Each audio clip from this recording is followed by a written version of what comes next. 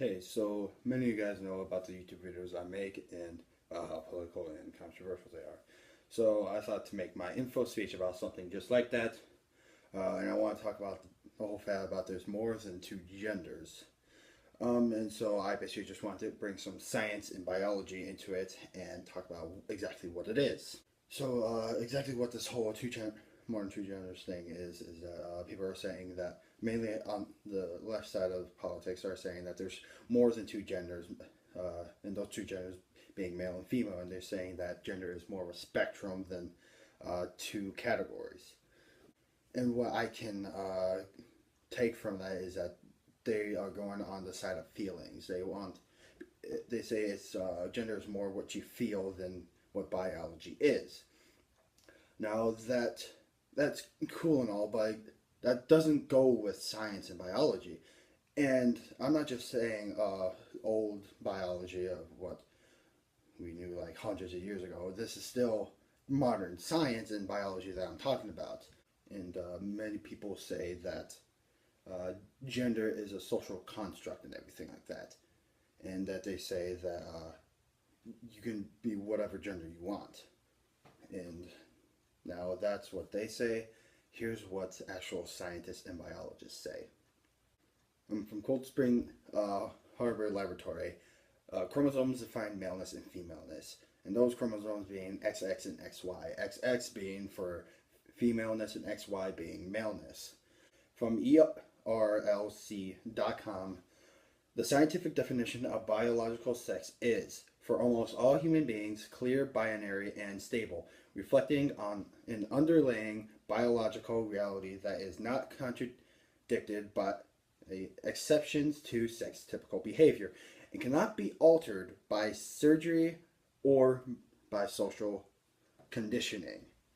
And by social conditioning, they mean like saying that it's acceptable to be a man and say you're a woman and stuff like that. One of the many things people say about there being more than two genders is that there are mistakes made during conception and stuff like that. That when someone is born, it could mess up what gender they are. What they mean by that is what they're talking about is intersex people. However, only 1 in 2,000 people are intersex.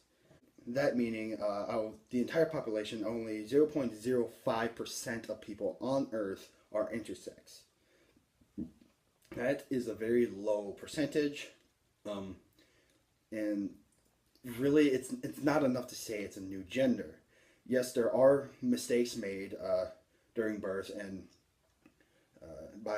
biologically in a person's systems and chromosomes and stuff like that.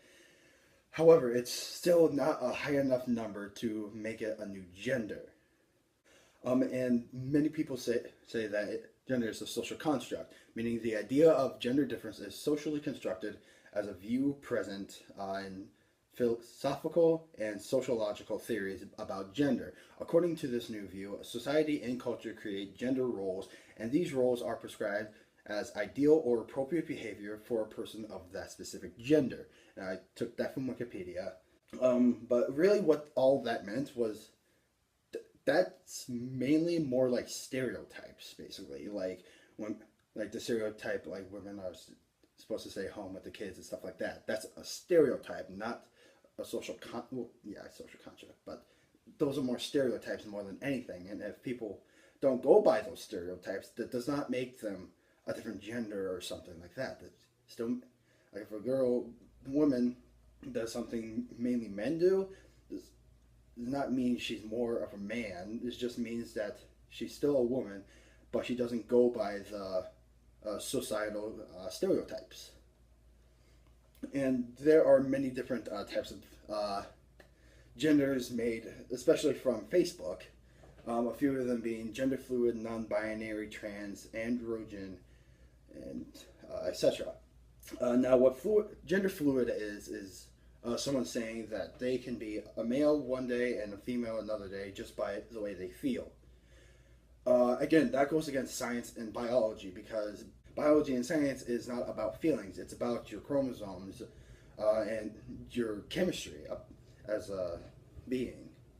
So, in it goes against everything that is. Not what non-binary is that it is someone that doesn't comply to male or female genders. They say they are neither male nor female. Again, there's not a whole lot. They almost never bring up any actual biology or science to back them up when they say that, other than the whole intersex thing, which again, out of the whole entire world population is 0.0. Which again, out of the whole entire world population is 0.05%, which again is not enough to make it a new gender. What trans is everyone should know what trans is, but it's basically men who feel like they're a female and females who feel like they're men. And really, what more of what that is just the way they feel. It's a woman might feel more masculine than a regular woman, or a man might feel more feminine than a typical male. Again, that's just the way they feel. It does not mean that they are a woman or a man. Now, another statement that, or topic that people who talk about this bring up is that a woman might have extra testosterone than a typical woman. Now, there are many scientific reasons for why a woman would have extra testosterone, and there are many of them, one being polycystic ovarian syndrome, adrenal disease, diabetes, giantism, thyroid disorders, and Conn's syndrome.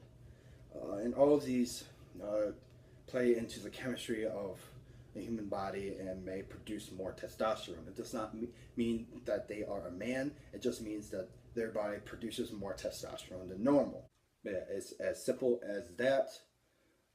There might be mistakes to a human body when they are born. However, it still does not make them a new gender.